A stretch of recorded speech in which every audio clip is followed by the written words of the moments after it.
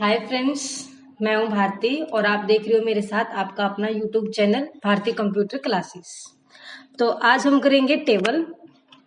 Table में आप last class में टेबल में हमने डिजाइन टैब को कर लिया था, तो आज हम करेंगे लेआउट टैब। अगर किसी को हमारी लास्ट क्लास देखनी है तो लास्ट क्लास का लिंक आपको डिस्क्रिप्शन में मिल जाएगा, तो आप वहां से देख सकते हो। तो करते हैं लेआउट टैब। तो लेआउट में सबसे फर्स्ट जो ऑप्शन है वो है सेलेक्ट। अब देखो सेलेक्ट क्या होता है। सेलेक्ट मीन्स आपने जो यहाँ पे डाटा लिख रखा है उसको सेलेक्ट करना। तो आप माउस के साथ भी सेलेक्ट कर ही सकते हो, मैंने आप लोगों को बताया था। अगर माउस के साथ आपको सेलेक्ट नहीं करना तो यहाँ पे ये फोर साइडेड एरो कॉर्नर पे आपको नजर आ रहा है, तो यहाँ पे जैसे ही क्लिक करोगे तो ये एंटायर टेबल को सेलेक्ट कर देगा। यानी कि एंटायर टेबल को सेलेक्ट करने के लिए आप यहाँ पे कॉर्नर पे क्लिक कर सकते हो। अब बात आई कि अगर आपको माउस के साथ सेलेक्ट नहीं करनी हो तो लेआउट में जो आपका फर्स्ट ऑप्शन है वो सेलेक्ट का ही है। आप जैसे ही सेलेक्ट पे क्लिक करोगे आपके सामने फोर ऑप्शन आएंगे: select cell, select column, select row and select table. It means कि अगर आपको सिर्फ एक सेल को सेलेक्ट करना है तो आप सिर्फ सेलेक्ट सेल पे कर दो, तो आपका कर्सर जिस भी सेल में होएगा वो सेल आपकी सेलेक्ट हो जाएगी और उसके बाद आप उसके अंदर चेंज कर सकते हो। जैसे कि बोल्ड इटैलिक करना है तो कर सकते हो। यहाँ भी आपकी शॉर्टकट की अप्लाई हो सकती है, कंट्रोल बी कंट्रोल आई। ये मत सोचना कि आप टेबल के अंदर वर्क कर रहे हो तो शॉर्टकट की अप्लाई नहीं हो सकती। नेक्स्ट की अगर आपको कॉलम सेलेक्ट करना है, सेलेक्ट कॉलम, ठीक है। ऐसे अगर आपको एंटायर टेबल करनी है, एंटायर टेबल। अगर आपको रो करनी है तो select row. Next view grid line. View grid line क्या होता है, अब यहाँ पे आप ध्यान से देखिएगा। मैं इसकी जूमिंग को बढ़ा, थोड़ी सी टेबल को बड़ी कर देती हूँ ताकि आप लोगों को व्यू ग्रिड लाइन का ऑप्शन समझ में आ जाए, इस वजह से।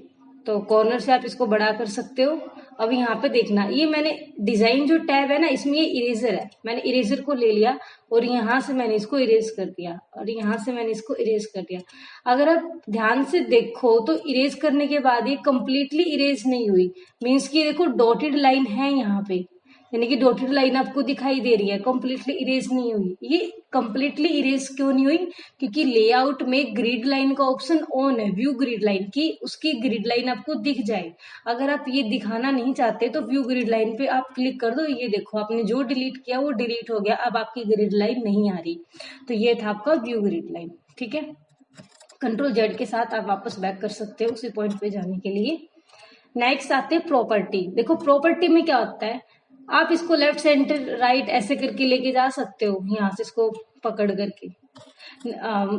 नेक्स्ट है कि अगर आपको यहाँ से नहीं करना तो आप प्रॉपर्टी में चले जाओ। प्रॉपर्टी में जाने के बाद ये देखो, ये रहा लेफ्ट, ये रहा सेंटर राइट। मतलब इसमें क्या होता है, अगर आप राइट पे क्लिक करके ओके कर दोगे तो आपकी टेबल हल्की सी राइट साइड मूव हो जाएगी। मीन्स हल्की सी क्यों होगी, क्योंकि आपने पहले ही पेज के ऊपर बड़ी बना रखी है, तो जितनी साइड में मार्जिन में इसकी जगह है सिर्फ उतनी से ही मूव होगी ये, ठीक है। अगर ये टेबल छोटी है, मान लो कि मैंने इसको इतना छोटा कर रखा है, टेबल को इतना छोटा, ठीक है। ये देखो तो अब राइट। अब अगर मैं लेफ्ट करती हूँ, प्रॉपर्टी में गई और मैंने लेफ्ट करके ओके कर दिया, तो ये देखो लेफ्ट साइड आ जाएगी। नेक्स्ट कि इसी के अंदर यहाँ पे देखो टेक्स्ट रैपिंग का, ये तो था अलाइनमेंट। अलाइनमेंट का मतलब मैंने बता रखा है कि टेबल को लेफ्ट सेंटर राइट करना होता है, अलाइनमेंट का यूज करते हो। यहाँ पे टेक्स्ट रैपिंग लिखा हुआ है, यानी कि टेक्स्ट के लिए। मीन्स कि अगर आपने कोई टेक्स्ट लिख रखा है, मैं यहाँ पे एक टेक्स्ट लिख लेती हूँ =RAND से। अब मैं ज्यादा टेक्स्ट नहीं लिख रही, अगर मैं एक और ब्रैकेट करके एंटर करती हूँ तो 3 पैराग्राफ्स आते हैं। लेकिन मैं आपको यहाँ पे एक पॉइंट और बता देती हूँ, अगर आप ब्रैकेट के अंदर कोई काउंटिंग लिख देते हो, जैसे कि 1 या फिर 2 या फिर 5 या फिर 10, तो उतने ही पैराग्राफ आएंगे। कर्सर को बाहर ले आओ ब्रैकेट के बाद में और एंटर कर दो। देखो मैंने 1 पैराग्राफ लिखा था तो 1 ही आ गया। अब मान लेते कि इस टेबल को मैं कर दे रही हूँ थोड़ी सी छोटी, इतना छोटा कर दिया मैंने इस टेबल को। अब देखो यहाँ पे लेआउट में जो ये प्रॉपर्टी है, इसमें टेक्स्ट रैपिंग का क्या मतलब, ये मैंने अराउंड पे क्लिक कर दिया, ओके। आपको यहाँ पे साइड में दिखाई दे रहा है ये ब्लैक ब्लैक यहाँ पे, इट मीन्स जो ये टेक्स्ट है किसके साइड में, और नीचे टेक्स्ट लिखा हुआ है और टेबल ये साइड में है। तो ये देखो इसके साइड में भी टेक्स्ट आ गया। अगर आपको साइड में नहीं चाहिए तो आप यहाँ पे ध्यान से देखो, ऊपर टेबल है और सिर्फ नीचे ये ब्लैक कलर की पट्टी, इट मीन सिर्फ नीचे ही आपका टेक्स्ट आएगा और आप ओके कर दो। हुआ नहीं, यहाँ पे क्लिक करके आप ऐसे कर दो, ये देखो नीचे चला जाएगा, ठीक है। ये तो था इसके लिए। अब आ जाओ आप डिलीट के लिए। डिलीट कैसे करेंगे, ये तो मैं टेक्स्ट डिलीट कर रही हूँ, आप सिंपली डिलीट कर सकते हो, मैं टेबल के लिए अभी बताऊंगी। तो टेबल को मैं वापस उसी पोजीशन में ले जाती हूँ, यानी कि इसको लेफ्ट साइड किया, ओके, और यहाँ से वापस से मैंने इसको बड़ा कर लिया। ठीक है, ये हमारी टेबल है। अब आ जाओ डिलीट। मान लो कि मुझे ना ये वाली सेल डिलीट करनी है, ठीक है, तो अब डिलीट में जाओगे तो डिलीट सेल एंड ओके, ये देखो आपकी सेल डिलीट हो गई क्लास वाली।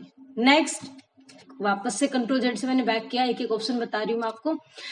डिलीट कॉलम मीन्स कि कंप्लीट कॉलम को डिलीट कर देगी। आप ऐसे भी कॉलम को सेलेक्ट कर सकते हो, लेकिन एंटायर कॉलम ऐसे सेलेक्ट करने की जरूरत नहीं है, क्योंकि आपका कर्सर जहां पे है ना, वो उसी कॉलम को कंप्लीट काउंट कर लेगा। जैसे कर्सर यहाँ है तो ये इसी कॉलम में है ना, इस वाले में, सेकंड वाले कॉलम में। तो आप जैसे ही डिलीट में जाके डिलीट कॉलम करते हो तो वो आपका एंटायर ही डिलीट होगा विदाउट सिलेक्शन भी।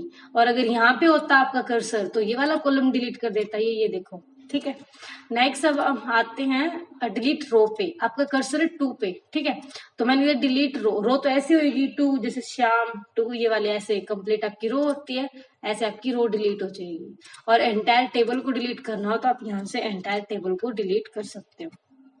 ठीक है, नेक्स्ट पॉइंट आते हैं, डिलीट के बाद हमारा आता है इंसर्ट अबोव। अब देखो इंसर्ट अबोव क्या होता है। इंसर्ट अबोव होता है कि मान लेते हैं कि राम जो एक स्टूडेंट है, इसका नाम हमने फर्स्ट नंबर पे लिख दिया।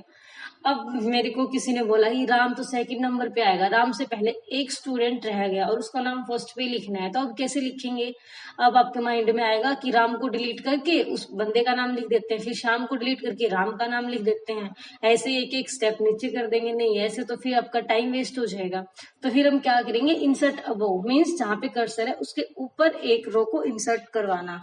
तो आप जैसे ही इंसर्ट अबोव पे क्लिक करोगे, आपकी ये देखो एक रो ऊपर से इंसर्ट होगी। अब आपको जिस भी किसी का नाम लिखना है आप आराम से लिख सकते हो। मान लो मैंने यहाँ पे लिख दिया रोहन, ठीक है, रोहन तो लिखा हुआ है, कुछ भी लिख दो, रितु, और यहाँ पे आप डाल दो कोई भी ऐसे। उसके बाद होता है इंसर्ट बिलो, सेम ही है, यानी कि इसके नीचे अगर आपको इंसर्ट करवानी है तो इंसर्ट बिलो, वो नीचे इंसर्ट के लिए था, ये अपर इंसर्ट के लिए है। उसके बाद आ जाओ इंसर्ट लेफ्ट। इंसर्ट लेफ्ट और राइट मीन्स कि मान लो ये जब आपका कॉलम है, इसके लेफ्ट साइड आपको एक और कॉलम इंसर्ट करवाना है, सीरियल नंबर नहीं डाला आपने, तो आप क्या करोगे, आप कर दो इंसर्ट लेफ्ट। जैसे ही आप इंसर्ट लेफ्ट करोगे, ये देखो लेफ्ट साइड आपका इंसर्ट हो गया। टेबल ज्यादा बड़ी थी इसलिए वो बाहर चली गई है, इसको छोटी कर लेंगे। पहले इसको यहाँ से ही आप कम कर लो, मैंने इस टेबल को इतना कम कर दिया। अब मैं करती हूँ इंसर्ट लेफ्ट, ठीक है, ये देखो यहाँ पे मेरी इंसर्ट लेफ्ट, यहाँ पे डाल लेते हैं सीरियल नंबर 1 2 3 4 5, ठीक है, सीरियल नंबर डल गया। उसके बाद अगर ऐसे ही आपको राइट साइड करना है तो आप इंसर्ट राइट कर दो, तो उसके राइट आ जाएगी। मान लो कि फादर नेम या फिर कुछ भी आपका रहता है तो आप वो यहाँ से ले आओगे। अब आते हैं नेक्स्ट पे मर्ज सेल। अब देखा जाए तो मर्ज हाईलाइट नहीं है। अब सोचोगे मर्ज करता क्या, मर्ज का मतलब होता है ज्वाइंट करना, यानी कि जोड़ देना। तो एक सेल तो जुड़ेगी नहीं, कोई भी चीज एक कैसे जुड़ सकती है, एक से ज्यादा होती है, उसी का ज्वाइंट होता है। तो यहाँ पे सेल को सेलेक्ट करना पड़ेगा कि आप कौन सी सेल को ज्वाइंट करना चाहते हो। तो आप सिलेक्शन दो कि मैं 1 और 2 दोनों को एक करना है, मेरे को दोनों का ज्वाइंट करना है। तो यहाँ पे इन दोनों को आप जैसे ही सेलेक्ट करोगे तो मर्ज सेल ऑटोमेटिक हाईलाइट हो जाएगा एंड मर्ज। ये देखो मर्ज करते ही बाहर क्लिक करके देखो 1 और 2 वाली सेल एक ही होगी। तो मैं इसको ऐसे भी मर्ज कर लेती हूँ, मैंने इतना एरिया सेलेक्ट करके मर्ज किया, तो ये देखो वो कंप्लीट आपका एरिया जो वो आपका मर्ज हो गया। ये लंबा इसलिए हो गया क्योंकि इसके अंदर टेक्स्ट लिखा हुआ था, तो ये तो वर्टिकल आएगा, हॉरिजॉन्टल तो आएगा नहीं, क्योंकि रितु और ये नेम वगैरह साइड में लिखे हुए थे, तो साइड में ऐसे आ नहीं सकते क्योंकि कॉलम तो एक ही है ना, इसलिए वो नीचे की तरफ मूव होगा तो टेबल आपकी लंबी होगी, लेकिन वो एरिया सारा का सारा एक ही बन गया। ठीक है, उसके बाद है मर्ज हो गया। मर्ज के बाद आ जाओ स्पिलिट पे। अब स्पिलिट क्या करता है, स्पिलिट का मतलब यहाँ पे देखो स्पिलिट सेल लिखा हुआ है। स्पिलिट सेल मीन्स सेल को तोड़ेगा, स्पिलिट मीन्स तोड़ना। तो आप यहाँ पे क्लिक करो, 1 पे क्लिक किया और मैंने बोला स्पिलिट सेल। ये पूछ रहा है कि सेल में कितने कॉलम करने हैं, अगर 2 करोगे तो 2, अदरवाइज बढ़ा दो 3। ओके, तो ये देखो इसमें 1 2 और 3 कॉलम आपके इंसर्ट हो गए हैं। ये था स्पिलिट सेल, जहां भी आपका कर्सर होगा वहीं से तोड़ देगा। इसको तोड़ना है, इसको तोड़ दो, इसको करना है तो इसको कर दो। उसके बाद है स्प्लिट टेबल। अब स्प्लिट टेबल में और स्प्लिट सेल में क्या डिफरेंस है? स्प्लिट सेल का मतलब इसके अंदर जो एक सेल है, जो बॉक्स है, उसको स्प्लिट करेगा, और स्प्लिट टेबल का मतलब है कंप्लीट टेबल, कंप्लीट टेबल को डिवाइड करेगा। ये मान लो कि मेरा कर्सर यहाँ पे 2 पे है और मैंने बोल दिया स्प्लिट टेबल, तो ये देखो आपकी टेबल टूट गई। 1 जो आपका सीरियल नंबर अलग से है और 2 3 4 5 अलग से है, आपने टेबल को ही स्प्लिट कर दिया, तो ये था स्प्लिट टेबल। उसके बाद आगे बढ़ते हैं ऑटोफिट। ऑटोफिट क्या होता है? ऑटोफिट का मतलब होता है ऑटोमेटिक फिट कर देना, यानी कि वो कंप्यूटर करेगा। और वो कंप्यूटर कैसे करेगा? देखो, ऑटोफिट कंटेंट। अब कंटेंट क्या होता है? कंटेंट मीन्स आपने इसके अंदर जो नेम लिख रखे हैं, अब देखा जाए तो सीरियल नंबर तो इतनी सी जगह में आ गया, ये जगह यहाँ पे खाली रहती है, तो आप इसको कम कर सकते हो। कैसे? ऐसे, जैसे कि मैंने इसको यहाँ कर दिया कि सीरियल नंबर के लिए इतना तो काफी है। ऐसे ही नेम अगर आपके यहाँ तक आ रही है तो आप ऐसे कर सकते हो कि इतना बहुत है, ऐसे ही आप इसको कर सकते हो। लेकिन अगर आप ऐसे करोगे ना तो टाइम लगेगा, कि माउस के साथ उसको पकड़ करके कम ज्यादा करोगे तो आपका बहुत टाइम लग जाएगा। तो इसका एक ऑप्शन यहाँ पे है Autofit. Autofit content. Content means इसके अंदर जो आपने वर्ड लिख रखे हैं उसके अकॉर्डिंग, उस कंटेंट के अकॉर्डिंग यहाँ पे जैसे क्लिक करोगे, ये देखो कंटेंट के अकॉर्डिंग आपकी टेबल फिट हो गई, यानी कि इसके अंदर इतना ही कंटेंट था। उसके बाद यहाँ पे लिखा हुआ ऑटोफिट विंडो। कॉलम ये भी सेम ही है कि कॉलम की विड्थ के अकॉर्डिंग, यानी कि जो फर्स्टली था वैसे ही उसकी विड्थ के अकॉर्डिंग आएगा। और ऑटोफिट विंडो ये मीन्स की जो वर्किंग एरिया है, जो विंडो के ऊपर हम काम करें उसके अकॉर्डिंग, ये देखो ऐसे ही ऐसे आ जाएगा, मतलब वापस से पहले जैसा करना हो तो। अब नेक्स्ट है आपका सेल साइज। सेल साइज क्या है? Group name. तो सेल साइज ऑटोफिट हो गया। ऑटोफिट के बाद आपका आता है हाइट। हाइट मीन्स, अब देखो जो ये फर्स्ट है मैंने बोला इसकी हाइट मेरे को ज्यादा करनी है, एक अकेली सेल की नहीं होगी, कंप्लीट रो पे वर्क करेगी। आपने यहाँ से इसकी हाइट बढ़ा दी, सिर्फ एक की ही बढ़ दी है, क्यों? क्योंकि आपका कर्सर एक ही मतलब पहले वाली सेल में है तो उसी रो की बढ़ाएगा। नीचे जो फर्स्ट सेकंड थर्ड फोर्थ जो आपकी ये नेक्स्ट रो है, इनके बीच की हाइट क्यों नहीं बढ़ रही? क्योंकि ये सेलेक्ट नहीं है। अगर आपको इनके बीच की हाइट को भी बढ़ाना है तो आप एक काम देखो, अगर अलग से बढ़ाना है कि सिर्फ 2, तो सिर्फ 2 पे चले जाओ और यहाँ से बढ़ा दो, बढ़ जाएगी। सिर्फ 2 के बाद 3 की नहीं बढ़ानी, 5 की बढ़ानी है तो आप ऐसे बढ़ा दो कि 5 की बढ़ जाएगी। अगर आपको ऐसे नहीं करनी, मीन्स कि सभी की बढ़ानी है, तो कितना टाइम वेस्ट करोगे? 1 पे जाओगे बढ़ाओगे, 2 पे जाओगे बढ़ाओगे, नहीं, ऐसा नहीं करना। इन दैट केस आप कंप्लीट टेबल को सेलेक्ट करो और यहाँ पे बढ़ा दो इसको, हाइट को ऐसे करके, ये देखो हाइट बढ़ रही है कंप्लीटली, सबके बीच में सेम स्पेस आ रहा है। ऐसे होता है विड्थ के लिए, कि अगर आप विड्थ को कम या विड्थ को ज्यादा करना चाहते हो तो यहाँ से आप कर सकते हो। ये देखो आपकी आराम आराम से विड्थ जो है कम ज्यादा हो रही है, ठीक है, इस टाइप से।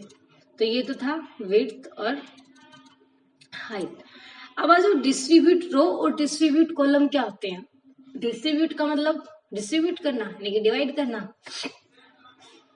और डिस्ट्रीब्यूट कॉलम मीन्स कॉलम को डिस्ट्रीब्यूट करना। अब ऐसे तो समझ में नहीं आया होगा, देखो मैं बताती हूँ इसका मतलब क्या होता है। डिस्ट्रीब्यूट रो का मतलब होता है रो को इक्वल स्पेस में डिस्ट्रीब्यूट करना, ऐसे ही कॉलम को इक्वल स्पेस में। अब इक्वल कैसे? इक्वल मान लेते हैं इसका स्पेस इतना है 1 का, ठीक है, सीरियल नंबर का, सॉरी 1 का इतना कर दिया, और 2 का मैंने कर दिया इतना, ठीक है, और 3 का मैंने कर दिया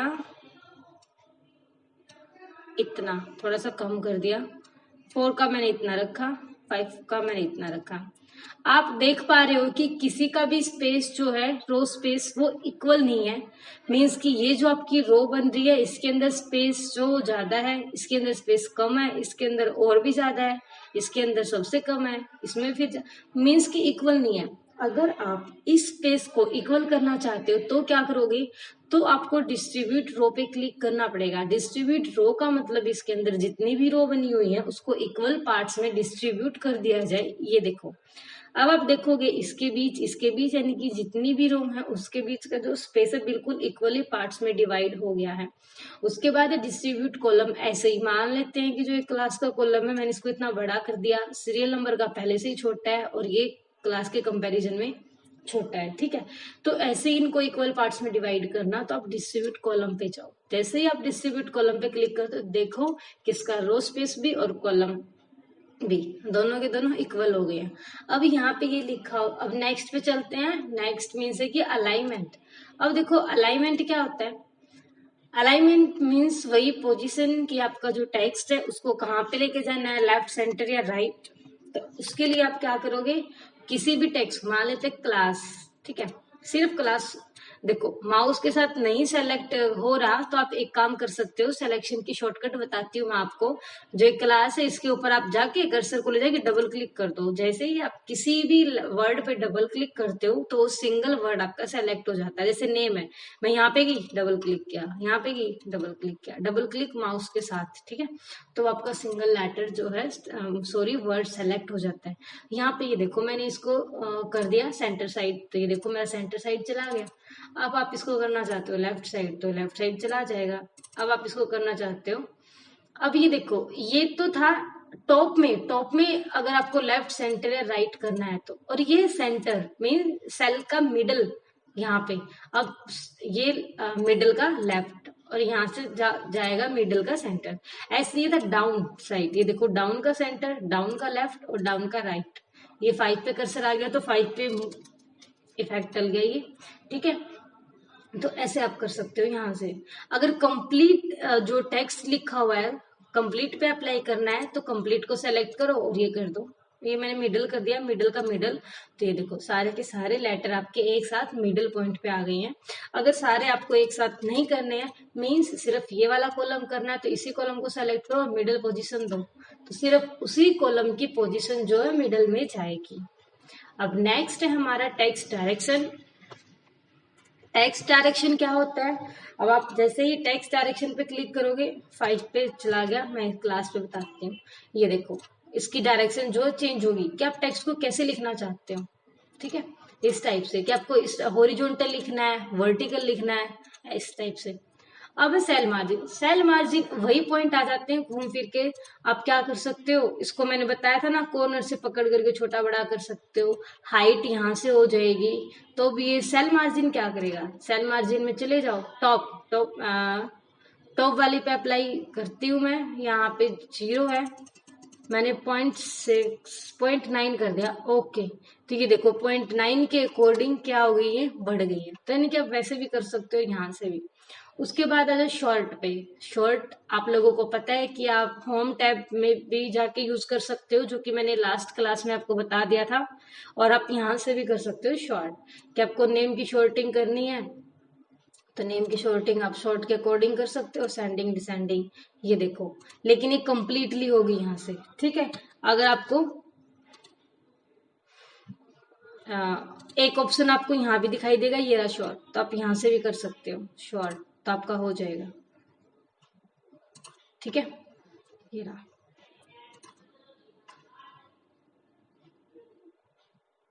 नेक्स्ट है आपका शॉर्ट के बाद रिपीट हेडर रो। अब देखो रिपीट हेडर रो क्या होता है, रिपीट हेडर रो के लिए इस टेबल को डिलीट करना पड़ेगा। अब रिपीट हेडर रो का मीन्स हेडर की जो रो होती है उसको रिपीट करना, उसके लिए एक बड़ी टेबल चाहिए। इंसर्ट में जाके इंसर्ट टेबल में जाके लेते हैं, ठीक है। तो यहाँ पे कर लेंगे, आप मान लो कि कॉलम आपको 3 ही रखने हैं और रो नंबर मैं दे देती हूँ 70, एंटर। ये कितने पेजेस पे आ गई, तो ये फर्स्ट पेज है, ये देखो आपका सेकंड पेज स्टार्ट हो गया, ये सेकंड पे आ गई। अब मैं क्या करती हूँ, यहाँ से मैं इसको बढ़ा लेती हूँ, इसकी जूमिंग को। जैसे ही मैं इसकी जूमिंग को बढ़ाऊंगी लेआउट में, ये रहा सॉरी हाइट को, जैसे ही मैं हाइट को बढ़ाऊंगी तो ये देखो ये कितने पेजेस पे आ जाएगी, 1 2, ये मेरा 3 पेज हो गया divide, 4th and 5th and 6th, यानी कि आपकी जो टेबल है ये 6 पार्ट पे चलेगी। अब मान लो कि आपने इतनी लंबी टेबल बना रखी है और आप उसके अंदर डाटा एंट्री कर रहे हो, कैसे, name, class and roll number, ठीक है। तो आपने क्या किया, ये वाली हेडिंग है, आपने इसको अच्छे से बोल्ड कर दिया, उसके बाद जूमिंग बढ़ा दिया, फॉन्ट का स्टाइल चेंज कर दिया, ठीक है। अगर कलर में भी चेंज करना है तो कलर। अब इस एक पेज पे आप नेम, क्लास और रोल नंबर आराम से लिख लोगे यहाँ तक। लेकिन जैसे ही नेक्स्ट पेज पे यहाँ पे आओगे तो यहाँ पे भी नेम और यहाँ पे क्लास और यहाँ पे रोल नंबर फिर से टाइप करना पड़ेगा यहाँ भी। अब बार बार टाइप कौन करे? अब बार बार टाइप ना करना पड़े उसके लिए ये ऑप्शन है रिपीट हेडर रो। अब ये हाईलाइट तो है नहीं, तो हाईलाइट कैसे हो जाएगा? आप इसको सेलेक्ट कर लो, हाईलाइट हो गया और आप रिपीट हेडर रो पे क्लिक कर दो। दैट्स बस इतना ही। इतना करके आप जैसे ही देखोगे आप जितनी भी पेजेस पे आपकी टेबल है सभी पेजेस पे आपकी हाईलाइट हो जाएगा। ये देखो हर एक के हेडर पॉइंट पे चला गया। और ऐसा नहीं है कि आप सिर्फ हेडर रो ही रिपीट करवा सकते हो। अगर आपने मैटर लिख रखा है मीन्स कि यहाँ आपने कोई भी मैटर वगैरह लिख रखा है, ट्राई करके देखना उस मैटर को भी अगर आप ऐसे सेलेक्ट करके रिपीट करोगे तो वो भी रिपीट आपका हो जाए। ठीक है। उसके बाद convert to text. Convert to text means देखो नाम से ही पता चला कि टेक्स्ट में कन्वर्ट करना। टेक्स्ट में कन्वर्ट कैसे होएगा? अभी ये टेबल के अंदर है ना, तो वो टेबल चली जाएगी और सिर्फ टेक्स्ट रह जाएगा। इसको बोलते हैं कि कन्वर्ट टू टेक्स्ट, कि सिर्फ टेक्स्ट रह जाएगी। जो टेक्स्ट आपने टेबल के अंदर लिख रखा है वो टेबल तो चली जाएगी और आपका टेक्स्ट रह जाएगा। ये होता है कन्वर्ट टू टेक्स्ट। तो कन्वर्ट टू टेक्स्ट पे क्लिक करके देखो यहाँ पे 4 ऑप्शन है। मैं सभी के पॉइंट बताती हूँ आपको। मैंने किया ओके, टैब पे है ये ओके। ये देखो टैब पे क्या हुआ, जैसा मेरा इसके अंदर टेक्स्ट लिखा हुआ था वैसा का वैसा टेक्स्ट मेरा एज इट इज रह गया है और मेरी टेबल चली गई है। ठीक है। अब देखो कि पैराग्राफ पे क्या होएगा। कन्वर्ट टू टेक्स्ट पे मैंने पैराग्राफ पे कर दिया ओके। ये देखो पैराग्राफ में आपका एक्स चला जाएगा। कैसे? वर्टिकली। उसमें एज इट इज टेक्स्ट आपका नहीं रहेगा। अब नेक्स्ट पे आ जाओ। कोमा में क्या है कि कोमा वगैरह अगर आपको लगाना है, ये देखो जैसे कि नेम के बाद कोमा आ गया, क्लास के बाद आ गया, रोल नंबर कंप्लीट हो गया, उसके बाद नेक्स्ट पे आ गया ये कोमे के साथ, ये था कोमा वगैरह। एंड लास्ट जो है आपका वो है अदर। अदर मीन्स आप अदर पे जैसे ही क्लिक करोगे यहाँ पे पूछ रहा है, देखो हाईलाइट है कि कोई आपको एंड का सिंबल देना है या फिर अगर आपको एंड का सिंबल नहीं देना कुछ टाइप करना है तो उसके अकॉर्डिंग मान लो मैंने स्टार लगा दिया ओके। तो ये देखो नेम स्टार क्लास, उसके बाद ये स्टार का सिंबल आ गया उसके अकॉर्डिंग। ठीक है। तो ये थे इसके अंदर 4 पॉइंट। अगर आपको एज इट इज रखना है तो आप किस पे करते हो? टैब पे क्लिक करते हो, वो देखो एज इट इज रखता है, कुछ भी चेंज नहीं करता, सिर्फ टेबल को भगा देता है। उसके बाद नेक्स्ट आ जाओ, उसके आगे एक और पॉइंट है वो क्या काम करेगा? फॉर्मूला। अब देखो फॉर्मूला यहाँ पे इतना डीप में करने की जरूरत नहीं है क्योंकि मैंने फर्स्टली आपको बता दिया था कि वर्ड का यूज किस लिए करते हैं, जस्ट फॉर्मेटिंग के लिए, लेटर टाइपिंग के लिए, रिज्यूम वगैरह। मीन्स कि आपको फॉर्मेटिंग टाइप कोई भी काम करना हो टाइपिंग से रिलेटेड तो आप वो कर सकते हो। तो फॉर्मूला में आपका यहाँ पे आ गया कैलकुलेशन, कि अगर आपको कैलकुलेशन करनी हो तो टेबल में, तो टेबल की कैलकुलेशन के लिए यहाँ पे एक फॉर्मूले का ऑप्शन आपको दे रखा है। बट ज्यादा यहाँ पे कैलकुलेशन करने की जरूरत है नहीं क्योंकि कैलकुलेशन पर्पज के लिए आपके पास एक्सेल है। ठीक है। तो आप एक्सेल में काम करोगे तो यहाँ पे इतना करने की जरूरत नहीं है। तो यहाँ पे मैं बता देती हूँ एक्चुअली होती कैसे है। जो आपका एक्सेल होता है उसके अंदर सारी ही कैलकुलेशन चलेगी, बहुत बोर हो जाओगे, तो इसलिए यहाँ पे इतना ही देखो। मान लो कि यहाँ पे लिख दे 5 और मैंने यहाँ पे लिख दे 6। मैं इसकी जूमिंग बढ़ा देती हूँ और इतना कर दिया। वैसे एक्सेल अब देखो यहाँ पे क्या करना है, फॉर्मूला पे गई और यहाँ पे लिखा रहा है इक्वल टू सम और लेफ्ट, यानी कि लेफ्ट साइड से सम करना। ओके। ये देखो 11, यानी कि ये ऐसे आपका क्या करेगा? सम कर देगा। ठीक है। इस टाइप से ये सारी चीज आप सीखोगे अच्छे तरीके से डीप में एक्सेल में। एक्सेल को जितना करोगे वो उतना ही कम है, बहुत इंटरेस्टिंग है अगर अच्छे से करोगे तो आज की क्लास में हमारा हो गया लेआउट। अब इसमें एक पॉइंट और बता देती हूँ मैं आपको। मान लो कि मैंने कंप्लीट टेबल को एंटायर डिलीट कर दिया सब कुछ और यहाँ पे मुझे नेक्स्ट पेज चाहिए। अभी आप देखोगी एक ही पेज आ रहा है स्क्रीन पे, तो वो नेक्स्ट पेज कैसे चाहिए? उस नेक्स्ट पेज की शॉर्टकट की होती है कंट्रोल प्लस एंटर। आप जैसे ही कीबोर्ड में कंट्रोल के साथ एंटर को प्रेस करोगे, ये देखो नेक्स्ट पेज आ गया।